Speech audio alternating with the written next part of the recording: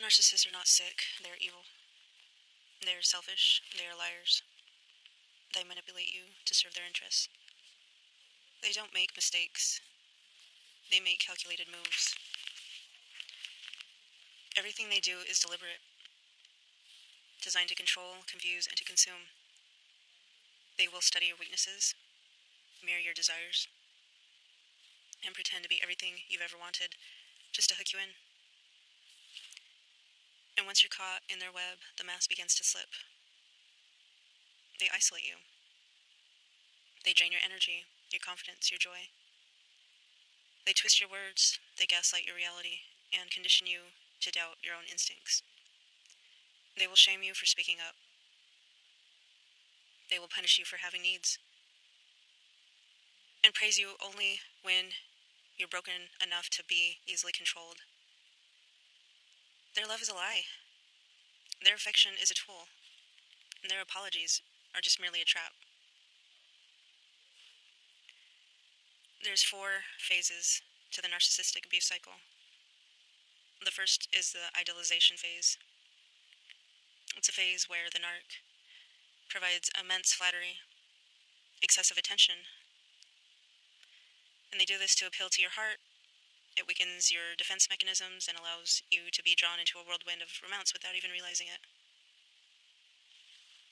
The second stage of this cycle is the devalue stage.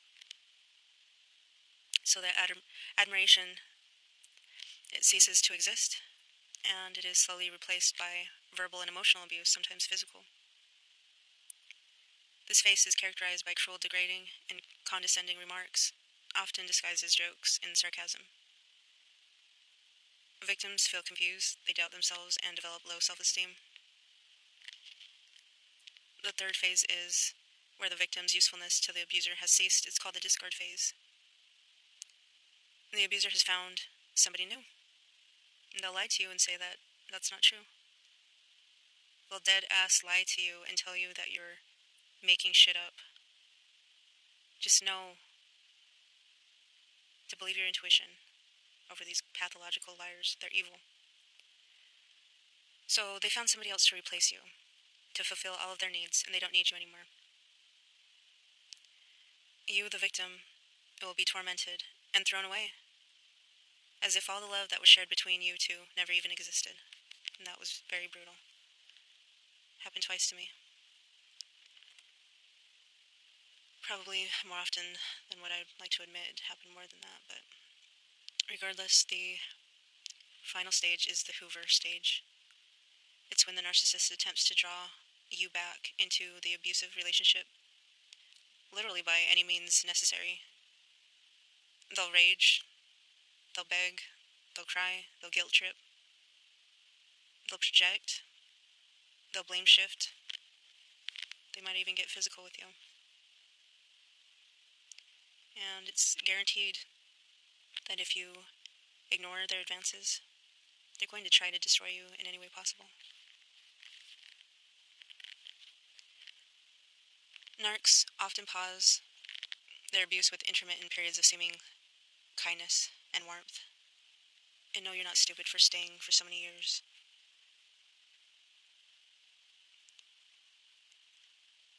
You were trauma bonded,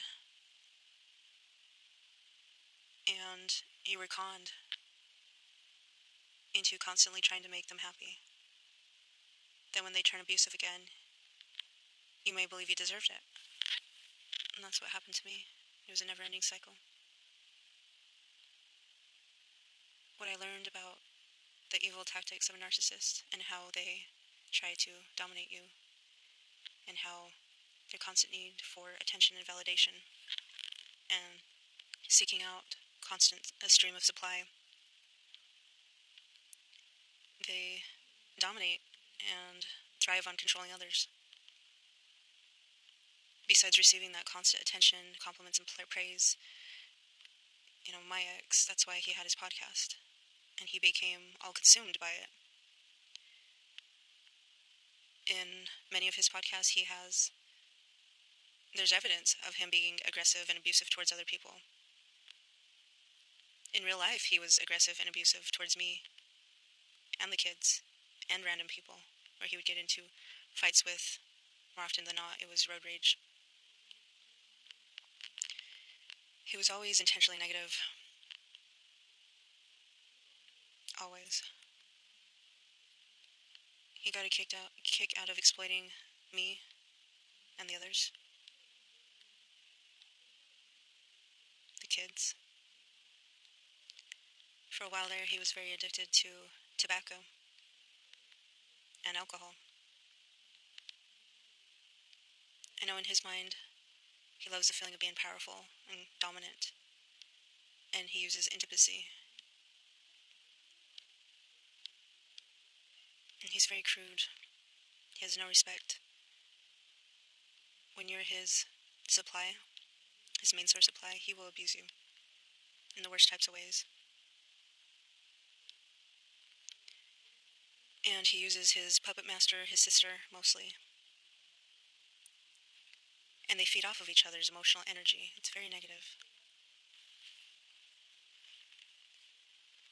And they're not normal.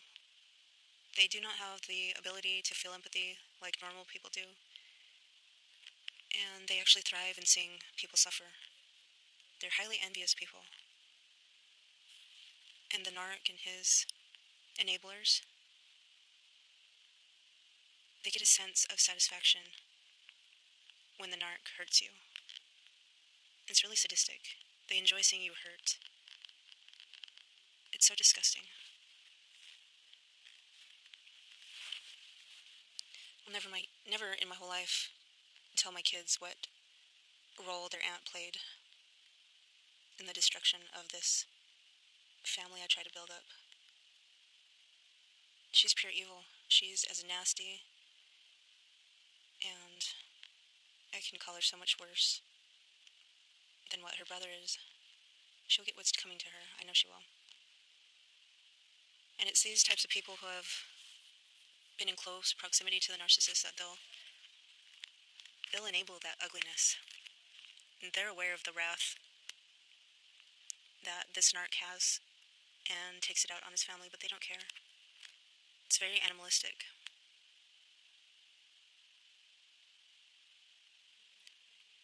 It's very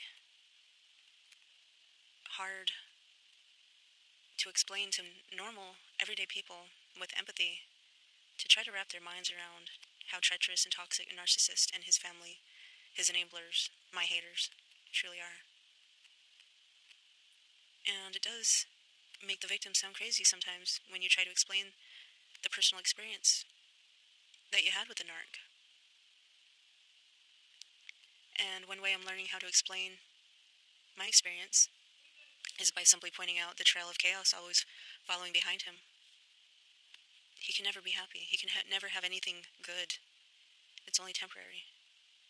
And their repeated dysfunctional patterns are proof of that. So, allowing the narc and his own destructive behavior and recklessness, I don't have to do any of the explaining. The evidence is right there. And people can draw their own conclusions. They'll be able to see the narcissist's true colors for themselves.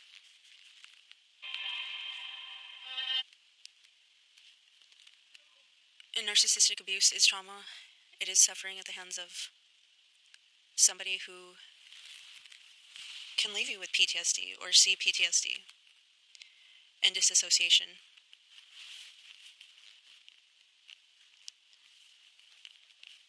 I don't want to focus all into the narcs, enablers, or flying monkeys, but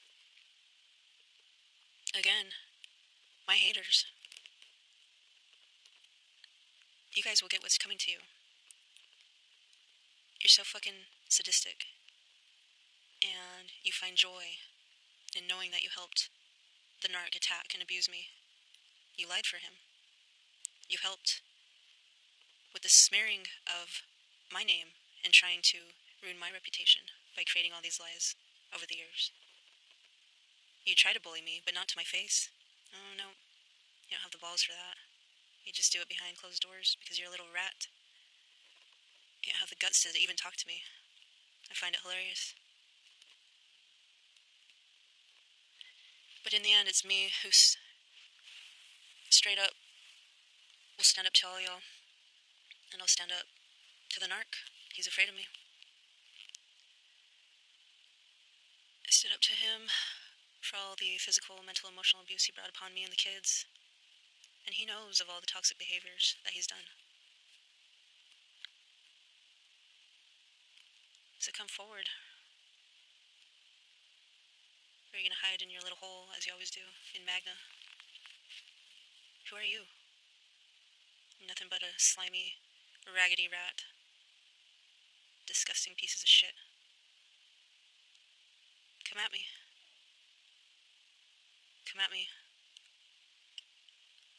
Your family secrets are going to be released very soon. And I have one named Dear Diego.